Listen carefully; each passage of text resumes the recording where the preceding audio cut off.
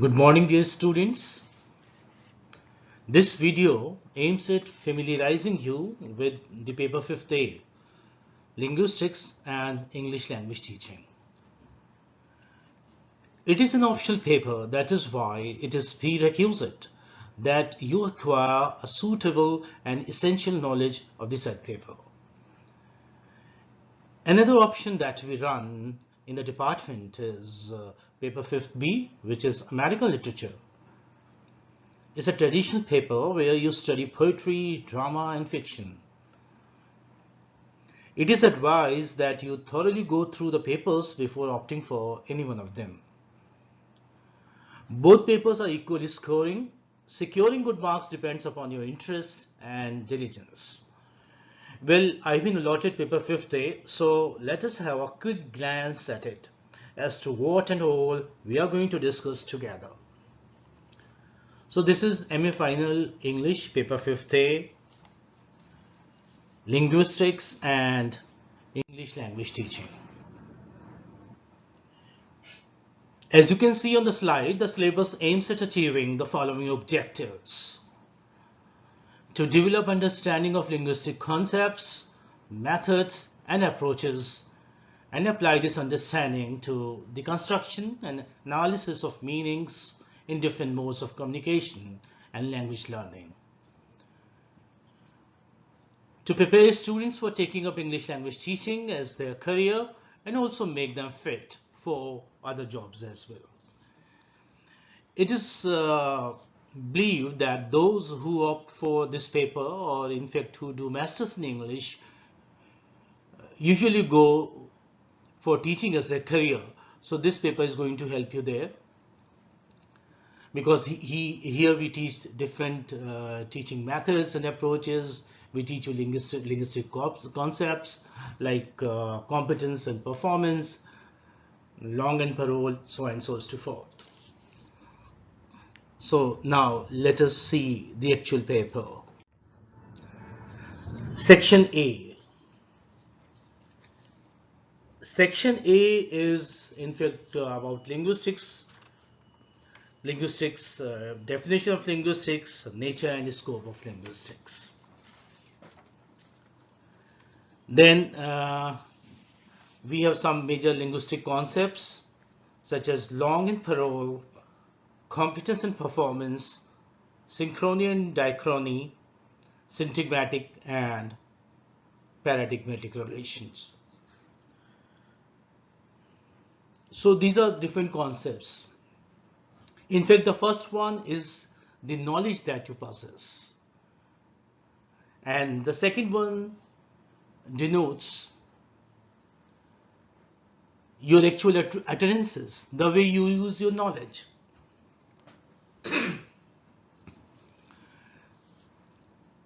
Number 3, phonetics.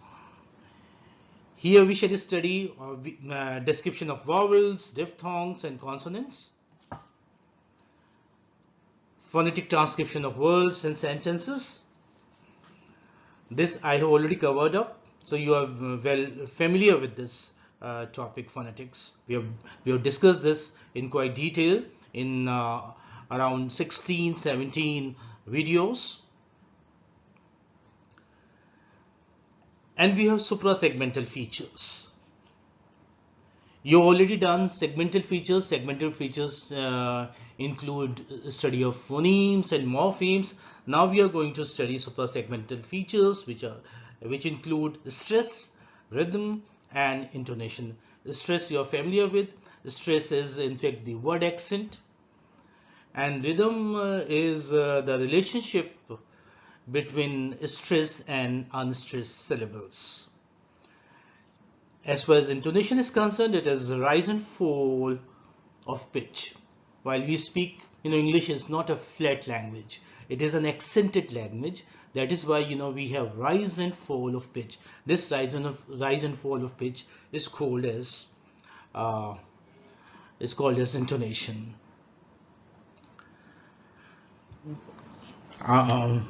We shall be discussing it, so I will not tell you each and every word, like what does it mean. For example, say synchrony studies language at a given time, without considering historical aspect, whereas diachrony studies language changes through time, that is historically. And see, this word is also new, I think, for you, long and parole. Long, you may say, language, it denotes language as a system rather than language in use. The formal rules of structure and limitations of language as well. And parole is the actual use. The utterances are instances of parole. Okay, and same is or same can be said about competence and performance, and syntagmatic and paradigmatic relations. They are in fact the words in association. Well, we move on to section B. This unit is going to be very interesting. Okay, section B. Section B, we have sociolinguistics, and language variation, such as code, dialect, and sociolect, isogloss, registers, idiolect, diglossia, pidgin, creole, etc. Sociolinguistics refers to the way a language is used in society. It is the study of the sociological aspects of language. Sociolinguistics discusses the role language plays in maintaining the social roles in a community. In other words, sociolinguistics is the descriptive study of the effect of any and all aspects of society, including cultural norms, expectations, and context on the way language is used, and society's effect on language. It differs from sociology of language, which focuses on the effect of language on society. This is important. Why does it differs? Differs from sociology of language because sociology of language focuses on the effect of language on society, whereas we are here concerned with effect of society on language. Okay, this is what we study in sociolinguistics. And language variation, well, language variation is a core concept of sociolinguistics. Language variation takes place as a result of differences in the social characteristics of the speakers using the language. The term language variation refers to regional, social, cultural, or contextual differences in the ways that a particular language is used. Age, education, or no education, or region also cause variation in language of the speakers. I say age. Why? Because you must have seen that people, like who are mature, who are elderly, they speak they speak in a very controlled manner. They use say selected words in their speech, whereas this is not the case with the youngsters. So you can see the variation there within the family also. The use of vocabulary, the use of language, you have variation within the family as well.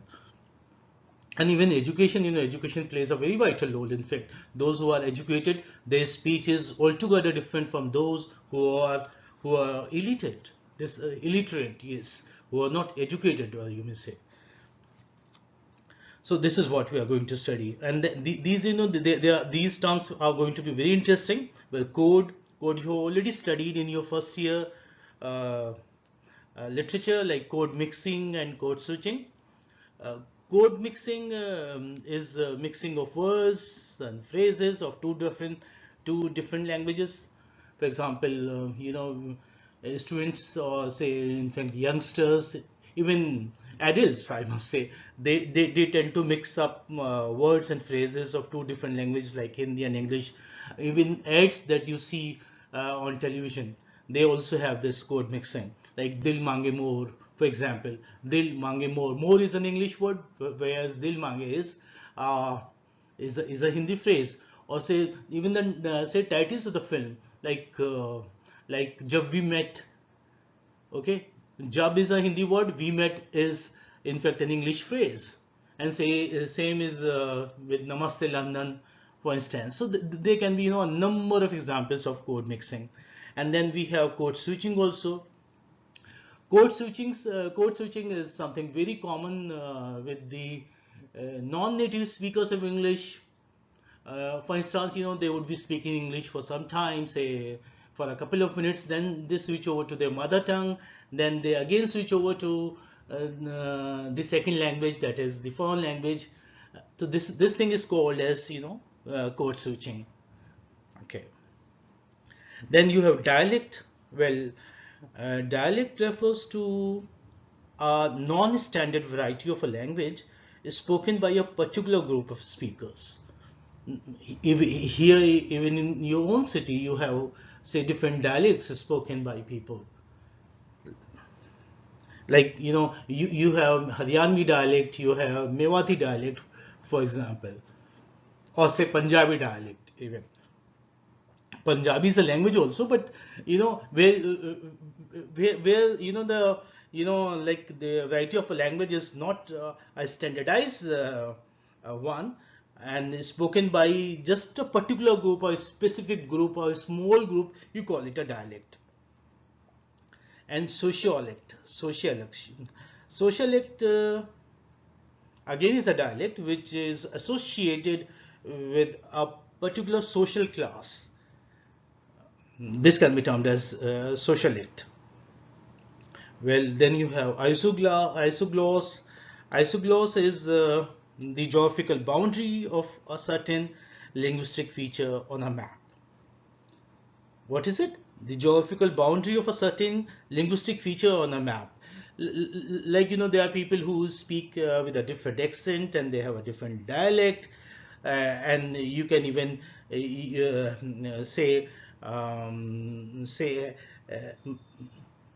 bifurcate them or have a demarcating line, or you can have a geographical boundary, in fact, of this group, because it's totally different from the people who are say beyond this geographical boundary. Then you have registers. This is a common word. You must have heard this before. The style of a language used in a particular context is called as register. Then you have idiolect. Idiolect, the language or speech of one individual at a particular period in life. This is important. Okay, I repeat, the language or speech of one individual at a particular period in life is referred as idiolect. Yeah, ideo is individual, like idiosyncrasy and all. You know the word. Well, then you have diglossia. Diglossia, literally, it means division of the tongue. Division of the tongue. But here, in fact, if I go by the pragmatics, then I must say diglossia is in fact the coexistence of two languages or dialects in a community. The coexistence of two languages or dialects in a community. You must have seen, people are like, they speak not only one dialect, but they speak two dialects, and they are quite comfortable with these two dialects. So wherever you have the coexistence of two languages or two dialects in a community, you call it diglossia. Like people here in your own city of Alwar, they speak Mewati and Haryanvi dialect with at ease. They're quite comfortable in both these dialects, Haryanvi and Mewati. So you can call it diglossia for that matter. And then you have pidgin. Pidgin is pronounced as pigeon. Okay, D is silent here. And this is an artificial language, in fact, you must say artificial language used for trade between speakers of different languages. Like, when people were going for trade to other nations, other countries, then they would meet people and they wouldn't understand their language. So they wouldn't understand. So, they would communicate through signs, and they would develop their own symbols, words and phrases. So this would be this would be peculiar to them. We call it pidgin. This is an artificial language, you may say, and this was developed by the sailors, tradesmen, and all. Yeah. So this is Pidgin, and then you have Creole. Creole is again a very familiar term. When Pidgin becomes lingua franca, it is called as Creole. When Pidgin becomes lingua franca means a common language spoken by people in a certain area. It is called as Creole. For example, Caribbean Creole, which you are familiar with, Caribbean Creole. Yes. So this is what we have in section B, and then we move on to section C. Here the topics that you have, they are totally based on ELT, that is English language teaching, and they are kept in the syllabus, and this unit is kept there in the syllabus because it is expected that most of you would take teaching as your career, so this is going to help you there. All teachers, before becoming teachers, they go through these methods and approaches. Although when we come to practical teaching, like we do not follow any particular approach or method, because teaching is something eclectic. You like devise methods and approaches according to your own need, and the need is not the same in every classroom that you teach, so it differs. However, it's a must for students of English language, ELT I mean, to understand these topics. The first one is principles of English language teaching. Principles of there are different principles, that there are different methods, like what topic you should select, and say how should you grade your material, how should you select your material, things like that. This is principles of English language teaching. And those who do like bachelor's in education, they are familiar with these topics, because these topics are taught in bachelor's of education and master's of education, and those who do research in education for that matter. Then you have error analysis. Error analysis is analysis of learners' error with a clear objective to minimize them. Like, students might commit errors in nouns, prepositions, adjectives. So how to minimize the errors? This is what we study in error analysis. We analyze the learners' errors, students' errors that which they commit, and then we devise strategies how to get rid of, or how to elevate those errors, do away with those errors. Then you have testing. You have language testing techniques. You have different tests. You have objective type tests. You have multiple choice questions, MCQs. You have formal tests. You have informal tests. You have diagnostic tests, proficiency tests. Different tests you devise there in your classroom to test your students, or for the feedback, whether the material that has been taught in the classroom has really been learned by the students or not. This is what you do in testing. Then you have 4 skills of learning. 4 skills of learning, you ought to have a very clear-cut idea of 4 skills of learning.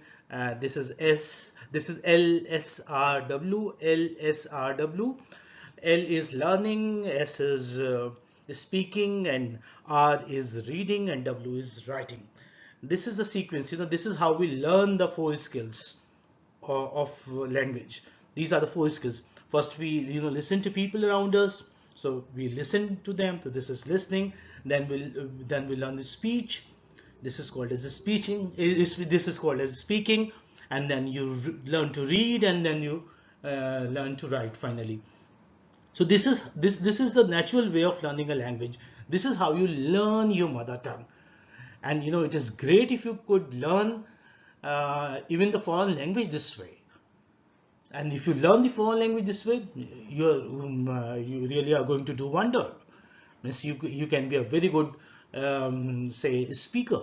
You can be a very good writer. So the best way is to learn a language in this sequence: listening, speaking, reading, and writing. Okay. Then, lastly, you have effective techniques of teaching a poem, an essay, or a short story. because they are different genre of literature and they are not taught the same way. Poem is taught differently from prose. So you adopt effective techniques of teaching when you teach a poem, an essay, or a short story, or drama for that matter. Okay, so this is what we have here, and then we move on to the last section, that's the section D. Here you have methods and approaches of English language teaching. Methods and approaches of English language. This again is based on ELT. So the last two units, section C and section D, are based on English language teaching. So this is going to play a very nice role. I mean, this is going to help you to make you better teachers, because you are future teachers of English, and these two units are going to help you there. Well, translation method, you are very well aware of. Translation method is you translate each and every word that you come across in the English textbook to make your students understand it. This is translation method. People still use it, and some they are against it. They call it obsolete, and they in fact who say that this is obsolete and this is not good are the advocates of direct method. Number two, direct method. Direct method means teaching English through English, teaching a foreign language through English. That means you don't use your mother tongue words and phrases to make your students understand it. And sometimes it's not possible to adhere to direct method, so some teachers adopt to bilingual method as well. They mix up two methods together. Bilingual is like teaching English using both mother tongue and English language, the target language. This is called as bilingual method. When like you are not very strict about using the target language all the time in the classroom, you take refuge to bilingual method. That means you use both the languages. But in bilingual method, students are not allowed to speak in Hindi or say in their mother tongue. Only teacher uses the mother tongue, okay, or the language that his students understand or her students understand. Okay. Then you have audiolingual method. Audiolingual method. Audiolingual method. It is also called as oral approach to language teaching. The objective of this method is to attain mastery over the rules of grammar. Grammar, because it's a backbone of any language. So to attain mastery over the rules of grammar and to speak correct language with accurate pronunciation. So pronunciation, speaking or attaining right pronunciation is the aim of audiolingual method. It aims at developing listening and speaking skills of the students. They listen to their teachers very attentively and they try to imitate the way they speak. So this is what we do in this method, audiolingual method. So the last one, no, this one is the second last, situational approach. Situational approach. In situational approach, a teacher applies his skills and creativity to bring out an image out of text while teaching a language class. For example, if he is teaching about, say, a poem on trees, then he would show trees to his students, which would be outside his classroom. So what does he do? He creates situations, a teacher, to make his students understand the English concepts, words, or especially vocabulary. In fact, teachers choose and create appropriate teaching situation in order to arouse the interest of the students in learning the second language. Suitable scenes are created and exhibited in the classroom and students are made to imagine and think. Okay, this is what we do in situational teaching. Then you have communicative language teaching. Like they are given in a sequence. You have translation method, you have direct method, you have bilingual method, you have audiolingual, situational, then communicative. This is how they have developed. So they are in a way improvement over the previous methods. Translation method is considered to be the oldest. That's why it is given at the top, and the communicative language teaching isn't that old. That's why it is there towards the end. This came up around, say, after the 1960s, and it's still very popular. CLT, we call it CLT, communicative language teaching. CLT emphasizes upon interaction in the target language as both the means and ultimate goal of study. Because what's the ultimate aim? Ultimate aim is to achieve mastery in the target language. That is why emphasis is given upon interaction. The students, they speak in the target language. They are made to speak. They are made to communicate. That's why it's called as communicative. It aims at having students become communicatively competent in the target language. The students are given tasks to accomplish using language instead of studying the language. Yeah, they do not study the language, they rather use the language. By this I mean that they are encouraged, they are aroused, they are prompted to speak in the target language more and more. It's a totally interactive method, and they are made to communicate with the facilitator, the instructor.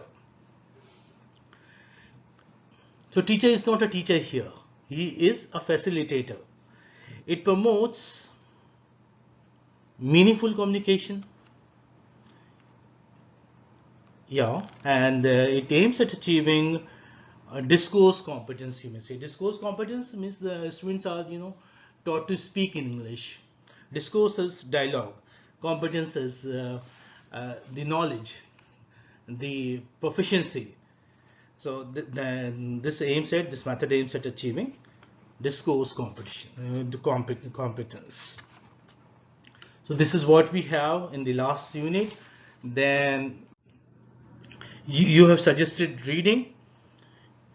I have given a number of books there in the suggested reading. So it's not feasible to go through all those books.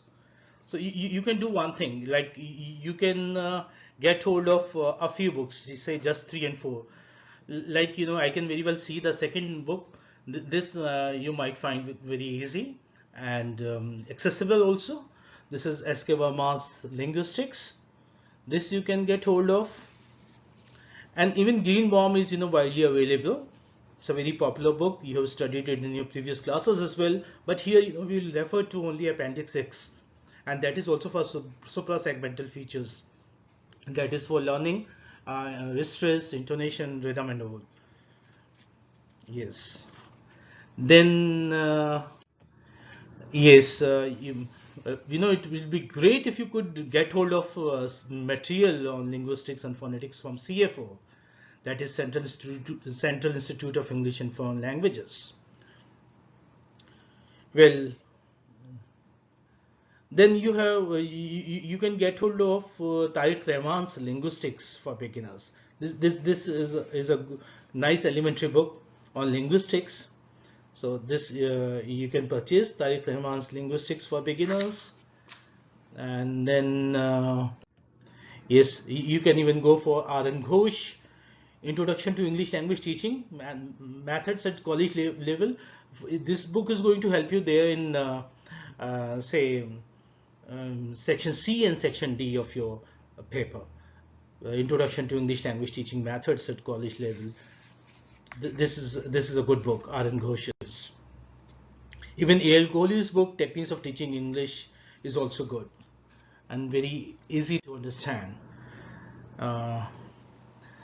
Then the last book that you can purchase is you would be surprised, and like you would think that I'm suggesting you only the books by the Indian authors. I'm doing so deliberately, so that you can understand, you can comprehend them well. Here, you do not have bazaar notes. Like you won't find Ramji Lal, or say the Google Tilak or Essene and different the books. Here, such books are not available on language or linguistics or the English language teaching. You have books by Indian authors, and they are not the bazaar notes. They are the actual books, in fact, and they are easy to understand. That is why I'm advising you to buy them, like R.K. Jain's Essential of English Language Teaching. This again is a very good book. This is on ELT, English Language Teaching. Okay, so this was the paper which I explained to you. Before you opt for this paper, it's better that you listen to this video, watch this video, and decide yourself like which paper you should go for, either linguistics or American literature. And my intention was to familiarize you with the paper. That is why I have explained the terms that are there in the paper. I think this video is going to help you. Okay, good luck. Thank you.